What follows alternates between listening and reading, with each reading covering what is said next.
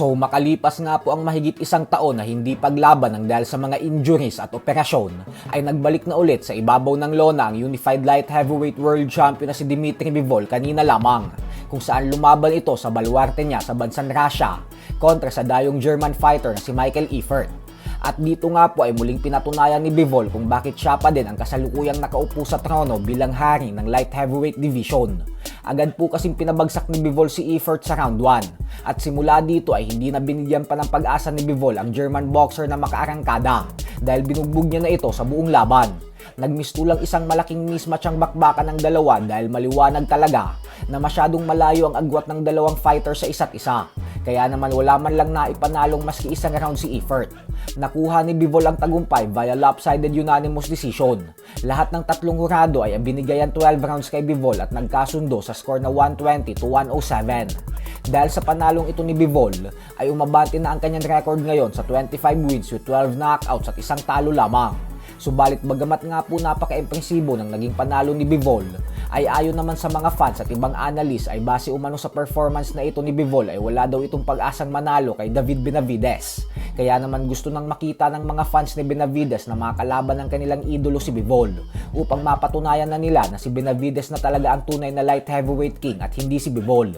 Pero syempre andyan din si Arthur Beterbiev na kasalukuyang nag-aantay kay Bivol kung kailan siya nito pagbibigyan sa ikatatlong laban nila.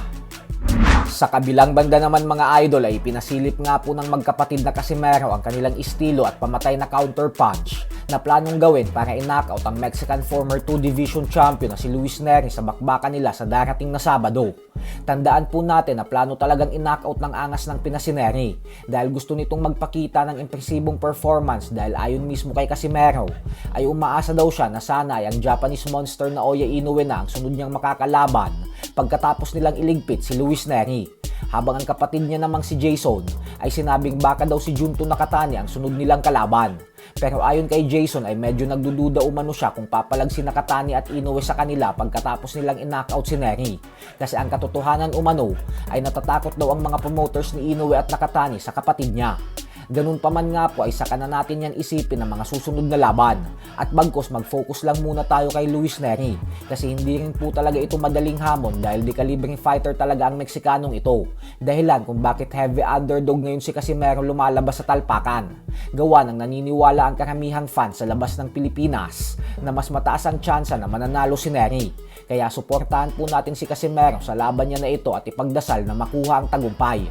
At syempre, wag natin kakalimutan ang dalawa pa nating pambato na lalaban din sa undercard na sina Kenneth Louver at Vince Paras. Ito din po ang pinakamabigat na hamon sa professional boxing career ni Louver nang dahil sa makakatapat niya ang isang undefeated technical fighter na si Michael Angeletti para sa isang IBF title eliminator fight. Kailangan manalo ni Louver sa laban na ito upang mapalaban na siya sa isang world title fight. Kaya suportahan din po natin siya. So hanggang dito na lang po muna tayo mga idol.